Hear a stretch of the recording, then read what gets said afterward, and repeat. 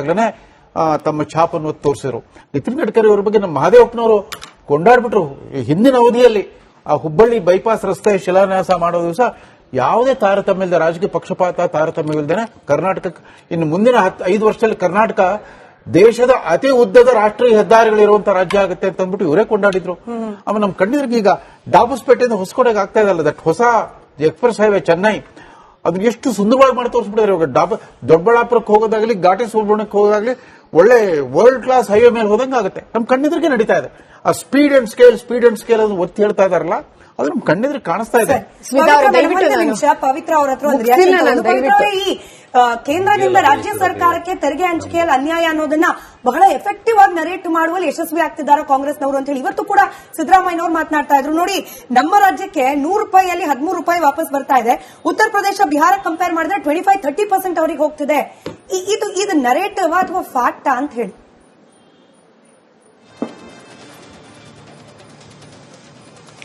Finance commission ಆಗಿದ್ರೆ, finance commission ಅಲ್ಲಿ ಏನ್ ಮಾಡ್ತೀವಿ, ಯಾವುದೇ ಟ್ಯಾಕ್ಸ್ ಡೆವಲ್ಯೂಷನ್ ಮಾಡುವಾಗ ಅಥವಾ ರಿಸೋರ್ಸ್ ಅನ್ನ ಹಂಚಿಕೆ ಮಾಡುವಾಗ ಇಟ್ ಡಿಪೆಂಡ್ಸ್, ಅಂದ್ರೆ it has been bifurcated on the criteria. ಏನು ಅಂತ ಹೇಳಿದ್ರೆ ಅಲ್ಲಿರುವಂತಹ ಭೌಗೋಳಿಕ ಪ್ರದೇಶ, ಜಿಯೋಗ್ರಾಫಿಕಲ್ ಟೆರಿಟರಿ ನೋಡ್ಕೊಳ್ತೀವಿ. 2ನೇದು ಜನಸಂಖ್ಯೆ ಆಧಾರ, 3ನೇದು ಅಲ್ಲಿಂದ ಬರುವಂತಹ ತೆರಿಗೆ. ಈ ಆಧಾರದ ಮೇಲೆ ಅಲ್ಲಿಗೆ ಹಣವನ್ನ ಹಂಚಿಕೆ ಮಾಡುವಂತದ್ದು ಫೈನಾನ್ಸ್ ಕಮಿಷನ್ ಅಲ್ಲಿ ಭಾಗ ಮಾಡಿಕೊಂಡು, ಅಲ್ಲಿ ಭೌಗೋಳಿಕ ಪ್ರದೇಶ, ರಿಸೋರ್ಸ್ ಮತ್ತು ಅಲ್ಲಿಂದ ಬರುವಂತ ತೆರಿಗೆ ಆದಾಯ, ಅಲ್ಲಿಂದ ಇರುವಂತಹ ಒಂದು ಜನಸಂಖ್ಯೆ ಆಧಾರದ ಮೇಲೆ. ಹಾಗಾಗಿ ಕರ್ನಾಟಕಕ್ಕೆ ಹೇಳ್ತೀವಿ, ಒಂದು 15 ರೂಪಾಯಿನಷ್ಟು ನಮ್ಮಿಂದ ತೆರಿಗೆ ಹೋದ್ರೆ 1 ರೂಪಾಯಿ ಇಷ್ಟು ನಮಗೆ ಬರ್ತಿದೆ ಅಂತ. But it is not that exactly. It depends on the availability of the population as well as the land resource and the other resources and the taxes, ತೆರಿಗೆ ಕಟ್ಟುವಂತದ್ದು. ಮತ್ತೆ ಇನ್ಫ್ರಾಸ್ಟ್ರಕ್ಚರ್ ಬಗ್ಗೆ ಕೂಡ ತಾವು ಕೇಳಿದ್ರಿ.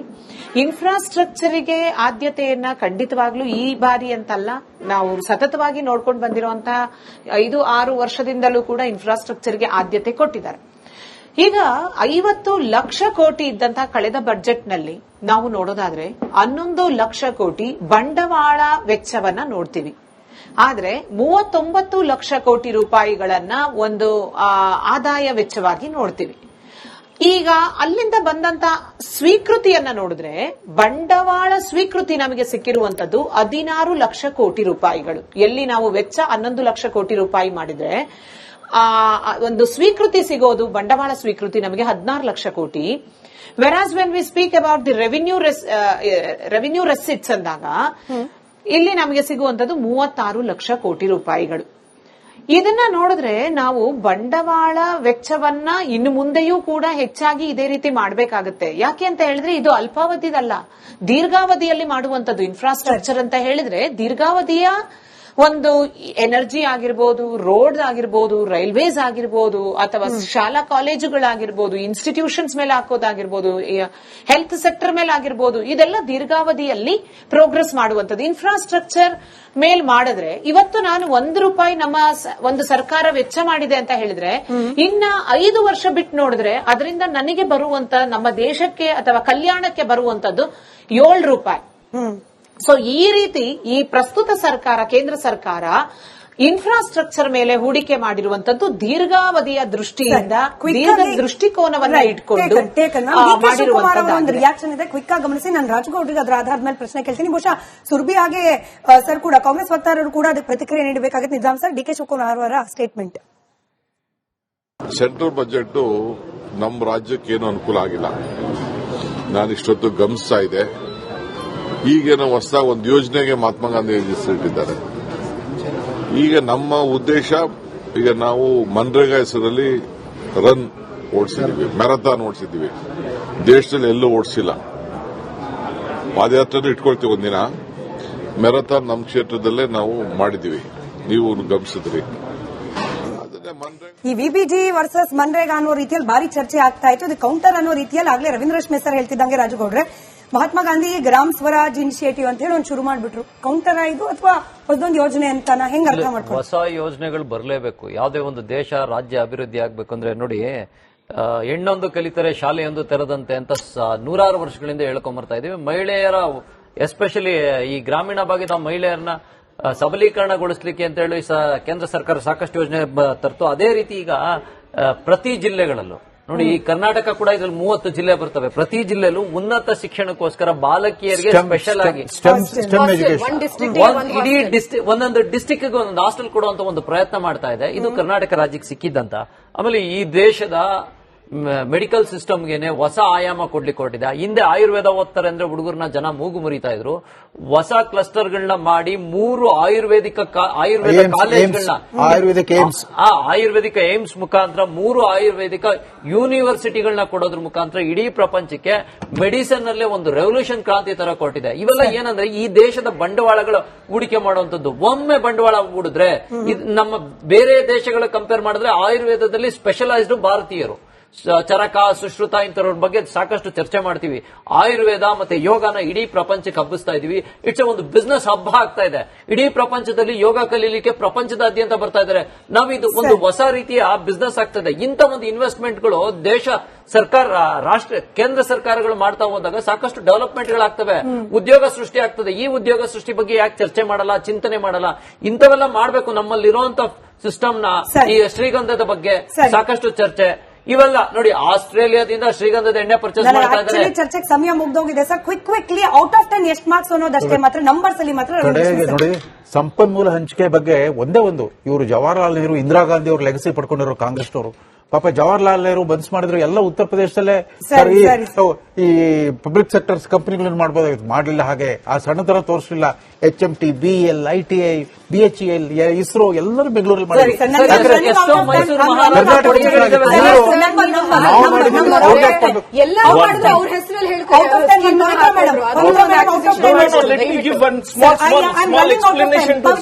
ಔಟ್ ಆಫ್ 10 ಎಷ್ಟು ಮಾರ್ಕ್ಸ್ ಕೊಡ್ತಿದ್ದೀರಿ ಬಜೆಟ್? ಆಕ್ಚುಲಿ 0 ಕೊಡಬೇಕಾಗಿತ್ತು. ನೀವು ಎಲ್ಲ ಎಚ್ ಕೆ ಪಾಟೀಲ್ ಅವರು 100% ಅವ್ರು ಹೇಳಿದಾರೆ.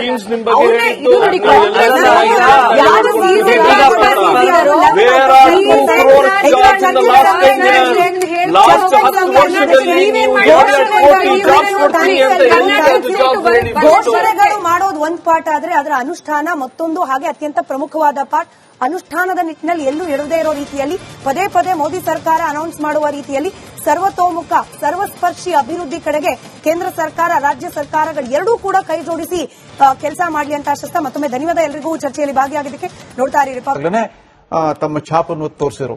ನಿತಿನ್ ಗಡ್ಕರಿ ಅವರ ಬಗ್ಗೆ ನಮ್ಮ ಮಹದೇವಪ್ಪನವರು ಕೊಂಡಾಡ್ಬಿಟ್ರು.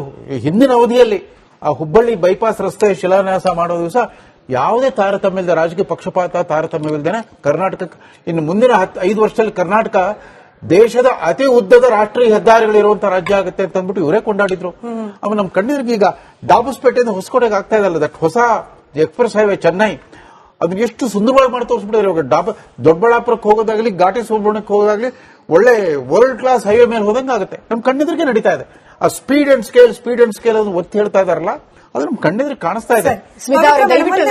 ಪವಿತ್ರ ಅವ್ರ ಹತ್ರ ಒಂದು ಈ ಕೇಂದ್ರದಿಂದ ರಾಜ್ಯ ಸರ್ಕಾರಕ್ಕೆ ತೆರಿಗೆ ಹಂಚಿಕೆಯಲ್ಲಿ ಅನ್ಯಾಯ ಅನ್ನೋದನ್ನ ಬಹಳ ಎಫೆಕ್ಟಿವ್ ಆಗಿ ನರೇಟ್ ಮಾಡುವಲ್ಲಿ ಯಶಸ್ವಿ ಆಗ್ತಿದ್ದಾರೆ ಕಾಂಗ್ರೆಸ್ನವರು ಅಂತ ಹೇಳಿ ಇವತ್ತು ಕೂಡ ಸಿದ್ದರಾಮಯ್ಯನವರು ಮಾತನಾಡ್ತಾ ಇದ್ರು. ನೋಡಿ, ನಮ್ಮ ರಾಜ್ಯಕ್ಕೆ 100 ರೂಪಾಯಿಯಲ್ಲಿ 13 ರೂಪಾಯಿ ವಾಪಸ್ ಬರ್ತಾ ಇದೆ. ಉತ್ತರ ಪ್ರದೇಶ, ಬಿಹಾರ ಕಂಪೇರ್ ಮಾಡಿದ್ರೆ 25-30% ಅವರಿಗೆ ಹೋಗ್ತಿದೆ. ಇದು ನರೇಟಿವ್ ಅಥವಾ ಫ್ಯಾಕ್ಟಾ ಅಂತ ಹೇಳಿ?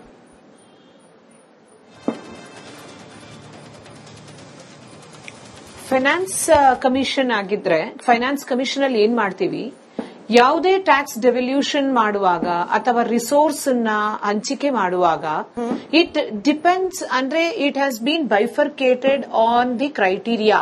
ಏನು ಅಂತ ಹೇಳಿದ್ರೆ ಅಲ್ಲಿರುವಂತಹ ಭೌಗೋಳಿಕ ಪ್ರದೇಶ, ಜಿಯೋಗ್ರಾಫಿಕಲ್ ಟೆರಿಟರಿ ನೋಡ್ಕೊಳ್ತೀವಿ. ಎರಡನೇದು ಜನಸಂಖ್ಯೆ ಆಧಾರ, ಮೂರನೇದು ಅಲ್ಲಿಂದ ಬರುವಂತಹ ತೆರಿಗೆ. ಈ ಆಧಾರದ ಮೇಲೆ ಅಲ್ಲಿಗೆ ಹಣವನ್ನ ಹಂಚಿಕೆ ಮಾಡುವಂತದ್ದು ಫೈನಾನ್ಸ್ ಕಮಿಷನ್ ಅಲ್ಲಿ ಭಾಗ ಮಾಡಿಕೊಂಡು, ಅಲ್ಲಿ ಭೌಗೋಳಿಕ ಪ್ರದೇಶ, ರಿಸೋರ್ಸು ಮತ್ತು ಅಲ್ಲಿಂದ ಬರುವಂತ ತೆರಿಗೆ ಆದಾಯ, ಅಲ್ಲಿಂದ ಇರುವಂತಹ ಒಂದು ಜನಸಂಖ್ಯೆ ಆಧಾರದ ಮೇಲೆ. ಹಾಗಾಗಿ ಕರ್ನಾಟಕಕ್ಕೆ ಹೇಳ್ತೀವಿ ಒಂದು 15 ರೂಪಾಯಿನಷ್ಟು ನಮ್ಮಿಂದ ತೆರಿಗೆ ಹೋದ್ರೆ 1 ರೂಪಾಯಿ ಇಷ್ಟು ನಮಗೆ ಬರ್ತಿದೆ ಅಂತ.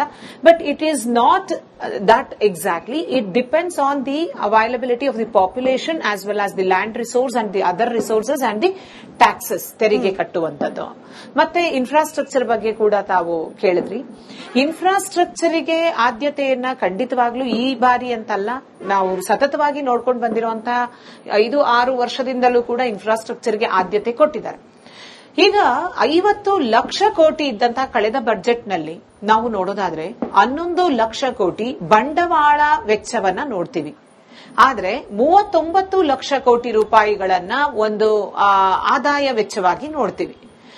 ಈಗ ಅಲ್ಲಿಂದ ಬಂದಂತ ಸ್ವೀಕೃತಿಯನ್ನ ನೋಡಿದ್ರೆ ಬಂಡವಾಳ ಸ್ವೀಕೃತಿ ನಮಗೆ ಸಿಕ್ಕಿರುವಂತದ್ದು 16 ಲಕ್ಷ ಕೋಟಿ ರೂಪಾಯಿಗಳು. ಎಲ್ಲಿ ನಾವು ವೆಚ್ಚ 11 ಲಕ್ಷ ಕೋಟಿ ರೂಪಾಯಿ ಮಾಡಿದ್ರೆ ಒಂದು ಸ್ವೀಕೃತಿ ಸಿಗೋದು, ಬಂಡವಾಳ ಸ್ವೀಕೃತಿ ನಮಗೆ 16 ಲಕ್ಷ ಕೋಟಿ. Whereas when we speak about the revenue receipts ಅಂದಾಗ ಇಲ್ಲಿ ನಮಗೆ ಸಿಗುವಂತದ್ದು 36 ಲಕ್ಷ ಕೋಟಿ ರೂಪಾಯಿಗಳು. ಇದನ್ನ ನೋಡಿದ್ರೆ ನಾವು ಬಂಡವಾಳ ವೆಚ್ಚವನ್ನ ಇನ್ನು ಮುಂದೆಯೂ ಕೂಡ ಹೆಚ್ಚಾಗಿ ಇದೇ ರೀತಿ ಮಾಡಬೇಕಾಗುತ್ತೆ. ಯಾಕೆ ಅಂತ ಹೇಳಿದ್ರೆ ಇದು ಅಲ್ಪಾವಧಿದಲ್ಲ, ದೀರ್ಘಾವಧಿಯಲ್ಲಿ ಮಾಡುವಂತದ್ದು. ಇನ್ಫ್ರಾಸ್ಟ್ರಕ್ಚರ್ ಅಂತ ಹೇಳಿದ್ರೆ ದೀರ್ಘಾವಧಿಯ ಒಂದು ಎನರ್ಜಿ ಆಗಿರ್ಬೋದು, ರೋಡ್ ಆಗಿರ್ಬೋದು, ರೈಲ್ವೇಸ್ ಆಗಿರ್ಬೋದು, ಅಥವಾ ಶಾಲಾ ಕಾಲೇಜುಗಳಾಗಿರ್ಬೋದು, ಇನ್ಸ್ಟಿಟ್ಯೂಷನ್ಸ್ ಮೇಲೆ ಹಾಕೋದಾಗಿರ್ಬೋದು, ಹೆಲ್ತ್ ಸೆಕ್ಟರ್ ಮೇಲೆ ಆಗಿರ್ಬೋದು, ಇದೆಲ್ಲ ದೀರ್ಘಾವಧಿಯಲ್ಲಿ ಪ್ರೋಗ್ರೆಸ್ ಮಾಡುವಂತದ್ದು. ಇನ್ಫ್ರಾಸ್ಟ್ರಕ್ಚರ್ ಮೇಲ್ ಮಾಡಿದ್ರೆ ಇವತ್ತು ನಾನು 1 ರೂಪಾಯಿ ನಮ್ಮ ಒಂದು ಸರ್ಕಾರ ವೆಚ್ಚ ಮಾಡಿದೆ ಅಂತ ಹೇಳಿದ್ರೆ ಇನ್ನ 5 ವರ್ಷ ಬಿಟ್ಟು ನೋಡಿದ್ರೆ ಅದರಿಂದ ನನಗೆ ಬರುವಂತ, ನಮ್ಮ ದೇಶಕ್ಕೆ ಅಥವಾ ಕಲ್ಯಾಣಕ್ಕೆ ಬರುವಂತದ್ದು 7 ರೂಪಾಯಿ. ಸೊ ಈ ರೀತಿ ಈ ಪ್ರಸ್ತುತ ಸರ್ಕಾರ, ಕೇಂದ್ರ ಸರ್ಕಾರ ಇನ್ಫ್ರಾಸ್ಟ್ರಕ್ಚರ್ ಮೇಲೆ ಹೂಡಿಕೆ ಮಾಡಿರುವಂತದ್ದು ದೀರ್ಘಾವಧಿಯ ದೃಷ್ಟಿಯಿಂದ, ದೀರ್ಘ ದೃಷ್ಟಿಕೋನವನ್ನ ಇಟ್ಕೊಂಡು ಒಂದು ರಿಯಾಕ್ಷನ್ ಇದೆ. ಕ್ವಿಕ್ ಆಗಿ ಗಮನಿಸಿ. ನಾನು ರಾಜಗೌಡ್ರಿಗೆ ಅದರ ಆಧಾರದ ಮೇಲೆ ಪ್ರಶ್ನೆ ಕೇಳ್ತೀನಿ. ಬಹುಶಃ ಸುರ್ಬಿ ಹಾಗೆ ಸರ್ ಕೂಡ, ಕಾಂಗ್ರೆಸ್ ವಕ್ತಾರರು ಕೂಡ ಅದಕ್ಕೆ ಪ್ರತಿಕ್ರಿಯೆ ನೀಡಬೇಕಾಗುತ್ತೆ. ನಿಜಾಮ್ ಸರ್, ಡಿ ಕೆ ಶಿವಕುಮಾರ್ ಅವರ ಸ್ಟೇಟ್ಮೆಂಟ್. ಸೆಂಟ್ರಲ್ ಬಜೆಟ್ ನಮ್ಮ ರಾಜ್ಯಕ್ಕೆ ಏನು ಅನುಕೂಲ ಆಗಿಲ್ಲ. ನಾನು ಇಷ್ಟೊತ್ತು ಗಮನಿಸ್ತಾ ಇದೆ. ಈಗೇನೋ ಹೊಸದಾಗಿ ಒಂದು ಯೋಜನೆಗೆ ಮಹಾತ್ಮ ಗಾಂಧಿ ಇಟ್ಟಿದ್ದಾರೆ. ಈಗ ನಮ್ಮ ಉದ್ದೇಶ, ಈಗ ನಾವು ಮನ್ರೇಗಾ ಹೆಸರಲ್ಲಿ ರನ್ ಓಡಿಸಿದೀವಿ, ಮ್ಯಾರಥಾನ್ ಓಡಿಸಿದೀವಿ. ದೇಶದಲ್ಲಿ ಎಲ್ಲೂ ಓಡಿಸಿಲ್ಲ. ಪಾದಯಾತ್ರೆ ಇಟ್ಕೊಳ್ತೀವಿ ಒಂದಿನ. ಮ್ಯಾರಥಾನ್ ನಮ್ಮ ಕ್ಷೇತ್ರದಲ್ಲೇ ನಾವು ಮಾಡಿದೀವಿ, ನೀವು ಗಮನಿಸಿದ್ರಿ. ಈ ವಿಬಿಜಿ ವರ್ಸಸ್ ಮನ್ರೇಗಾ ಅನ್ನೋ ರೀತಿಯಲ್ಲಿ ಭಾರಿ ಚರ್ಚೆ ಆಗ್ತಾ ಇತ್ತು. ಇದು ಕೌಂಟರ್ ಅನ್ನೋ ರೀತಿಯಲ್ಲಿ ಆಗ್ಲೇ ರವೀಂದ್ರ ಶ್ಮೇಸರ್ ಹೇಳ್ತಿದ್ದಂಗೆ ರಾಜಗೌಡ್ರೆ, ಮಹಾತ್ಮ ಗಾಂಧಿ ಗ್ರಾಮ್ ಸ್ವರಾಜ್ ಇನಿಷಿಯೇಟಿವ್ ಅಂತ ಹೇಳಿ ಒಂದು ಶುರು ಮಾಡ್ಬಿಟ್ರು. ಕೌಂಟರ್ ಇದು ಅಥವಾ ಹೊಸದೊಂದು ಯೋಜನೆ ಅಂತ ಹೆಂಗ್ ಅರ್ಥ ಮಾಡ್ಕೊಂಡು? ಹೊಸ ಯೋಜನೆಗಳು ಬರಲೇಬೇಕು. ಯಾವುದೇ ಒಂದು ದೇಶ, ರಾಜ್ಯ ಅಭಿವೃದ್ಧಿ ಆಗ್ಬೇಕಂದ್ರೆ ನೋಡಿ, ಹೆಣ್ಣೊಂದು ಕಲಿತರೆ ಶಾಲೆಯೊಂದು ತೆರೆದಂತೆ ಅಂತ 100 ವರ್ಷಗಳಿಂದ ಹೇಳ್ಕೊಂಬರ್ತಾ ಇದೀವಿ. ಮಹಿಳೆಯರ, ಎಸ್ಪೆಷಲಿ ಈ ಗ್ರಾಮೀಣ ಭಾಗದ ಮಹಿಳೆಯರನ್ನ ಸಬಲೀಕರಣಗೊಳಿಸಲಿಕ್ಕೆ ಅಂತ ಹೇಳಿ ಕೇಂದ್ರ ಸರ್ಕಾರ ಸಾಕಷ್ಟು ಯೋಜನೆ ತರ್ತು. ಅದೇ ರೀತಿ ಈಗ ಪ್ರತಿ ಜಿಲ್ಲೆಗಳಲ್ಲೂ ನೋಡಿ, ಈ ಕರ್ನಾಟಕ ಕೂಡ ಇದರಲ್ಲಿ 30 ಜಿಲ್ಲೆ ಬರ್ತವೆ. ಪ್ರತಿ ಜಿಲ್ಲೆಯಲ್ಲೂ ಉನ್ನತ ಶಿಕ್ಷಣಕ್ಕೋಸ್ಕರ ಬಾಲಕಿಯರಿಗೆ ಸ್ಪೆಷಲ್ ಆಗಿ ಒಂದೊಂದು ಡಿಸ್ಟಿಕ್ ಒಂದೊಂದು ಹಾಸ್ಟೆಲ್ ಕೊಡುವಂತ ಒಂದು ಪ್ರಯತ್ನ ಮಾಡ್ತಾ ಇದೆ. ಇದು ಕರ್ನಾಟಕ ರಾಜ್ಯಕ್ಕೆ ಸಿಕ್ಕಿದ್ದಂತ. ಆಮೇಲೆ ಈ ದೇಶದ ಮೆಡಿಕಲ್ ಸಿಸ್ಟಮ್ಗೆನೆ ಹೊಸ ಆಯಾಮ ಕೊಡ್ಲಿಕ್ಕೆ ಹೊರಟಿದೆ. ಹಿಂದೆ ಆಯುರ್ವೇದ ಓದ್ತಾರೆ ಅಂದ್ರೆ ಹುಡುಗರನ್ನ ಜನ ಮೂಗು ಮುರಿತಾ ಇದ್ರು. ಹೊಸ ಕ್ಲಸ್ಟರ್ಗಳನ್ನ ಮಾಡಿ 3 ಆಯುರ್ವೇದ ಕಾಲೇಜ್ಗಳನ್ನ, ಆಯುರ್ವೇದಿಕ ಏಮ್ಸ್ ಮುಖಾಂತರ 3 ಆಯುರ್ವೇದಿಕ ಯೂನಿವರ್ಸಿಟಿಗಳನ್ನ ಕೊಡೋದ್ರ ಮುಖಾಂತರ ಇಡೀ ಪ್ರಪಂಚಕ್ಕೆ ಮೆಡಿಸಿನ್ ನಲ್ಲೇ ಒಂದು ರೆವಲ್ಯೂಷನ್ ಕ್ರಾಂತಿ ತರ ಕೊಟ್ಟಿದೆ. ಇವೆಲ್ಲ ಏನಂದ್ರೆ ಈ ದೇಶದ ಬಂಡವಾಳಗಳ ಹೂಡಿಕೆ ಮಾಡುವಂತದ್ದು. ಒಮ್ಮೆ ಬಂಡವಾಳ ಹೂಡಿದ್ರೆ ನಮ್ಮ ಬೇರೆ ದೇಶಗಳ ಕಂಪೇರ್ ಮಾಡಿದ್ರೆ ಆಯುರ್ವೇದದಲ್ಲಿ ಸ್ಪೆಷಲೈಸ್ಡ್ ಭಾರತೀಯರು, ಚರಕ, ಸುಶ್ರುತ ಇಂಥವ್ರ ಬಗ್ಗೆ ಸಾಕಷ್ಟು ಚರ್ಚೆ ಮಾಡ್ತೀವಿ. ಆಯುರ್ವೇದ ಮತ್ತೆ ಯೋಗನ ಇಡೀ ಪ್ರಪಂಚಕ್ಕೆ ಹಬ್ಬಿಸ್ತಾ ಇದೀವಿ. ಇಟ್ಸ್ ಒಂದು ಬಿಸ್ನೆಸ್ ಹಬ್ಬ ಆಗ್ತಾ ಇದೆ. ಇಡೀ ಪ್ರಪಂಚದಲ್ಲಿ ಯೋಗ ಕಲೀಲಿಕ್ಕೆ ಪ್ರಪಂಚದಾದ್ಯಂತ ಬರ್ತಾ ಇದ್ದಾರೆ. ನಾವಿದು ಒಂದು ಹೊಸ ರೀತಿಯ ಬಿಸ್ನೆಸ್ ಆಗ್ತದೆ. ಇಂಥ ಒಂದು ಇನ್ವೆಸ್ಟ್ಮೆಂಟ್ಗಳು ದೇಶ ಸರ್ಕಾರ, ಕೇಂದ್ರ ಸರ್ಕಾರಗಳು ಮಾಡ್ತಾ ಹೋದಾಗ ಸಾಕಷ್ಟು ಡೆವಲಪ್ಮೆಂಟ್ಗಳಾಗ್ತವೆ, ಉದ್ಯೋಗ ಸೃಷ್ಟಿ ಆಗ್ತದೆ. ಈ ಉದ್ಯೋಗ ಸೃಷ್ಟಿ ಬಗ್ಗೆ ಯಾಕೆ ಚರ್ಚೆ ಮಾಡಲ್ಲ, ಚಿಂತನೆ ಮಾಡಲ್ಲ? ಇಂಥವೆಲ್ಲ ಮಾಡಬೇಕು. ನಮ್ಮಲ್ಲಿರುವಂತ ಸಿಸ್ಟಮ್ನ, ಈ ಶ್ರೀಗಂಧದ ಬಗ್ಗೆ ಸಾಕಷ್ಟು ಚರ್ಚೆ.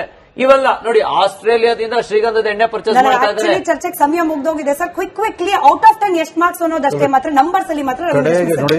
ಸಂಪನ್ಮೂಲ ಹಂಚಿಕೆ ಬಗ್ಗೆ ಒಂದೇ ಒಂದು, ಇವರು ಜವಾಹರ್ಲಾಲ್ ನೆಹರು, ಇಂದಿರಾ ಗಾಂಧಿ ಅವರು ಲೆಗಸಿ ಪಡ್ಕೊಂಡಿರೋ ಕಾಂಗ್ರೆಸ್ನವರು ಪಾಪ ಜವಾಹರ್ಲಾಲ್ ನೆಹರು ಬಂದ್ಸ್ ಮಾಡಿದ್ರು ಎಲ್ಲ ಉತ್ತರ ಪ್ರದೇಶದಲ್ಲೇ ಸರಿ, ಸರ್, ಸರಿ. ಈ ಪಬ್ಲಿಕ್ ಸೆಕ್ಟರ್ಸ್ ಕಂಪನಿಗಳನ್ನು ಮಾಡಬಹುದಾಗಿತ್ತು, ಮಾಡಲಿಲ್ಲ. ಹಾಗೆ ಆ ಸಣ್ಣತನ ತೋರಿಸಲಿಲ್ಲ.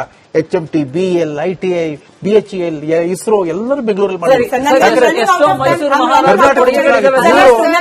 ನಾವು ಮಾಡಿದ್ದು ಅವ್ರಿಗೆ ಕೊಡ್ಬೇಕು. ಎಲ್ಲ ಮಾಡಿದ್ರು ಅವ್ರ ಹೆಸರಲ್ಲಿ Out of 10 ನಾನು madam, Pavitra madam, out of 10 No, let me give one small explanation to Surabhi. Out of 10 ಎಷ್ಟು ಮಾರ್ಕ್ಸ್ ಕೊಡ್ತಿದ್ದೀರಿ ಬಜೆಟ್? ಸ್ಮಿತಾ ಅವರೇ, ಆಕ್ಚುಲಿ 0 ಕೊಡ್ಬೇಕಾಗಿತ್ತು. ಇಲ್ಲ, ನೀವು ಎಲ್ಲ ಪವಿತ್ರ ಅವ್ರು ಹೇಳ್ತೀರಾ, ಅವಶ್ಯ HK ರಾಜ್ ಪಾಟೀಲ್ ಅವರು 100% 10 Sorry madam, ಪವಿತ್ರ madam. ಯಾರು?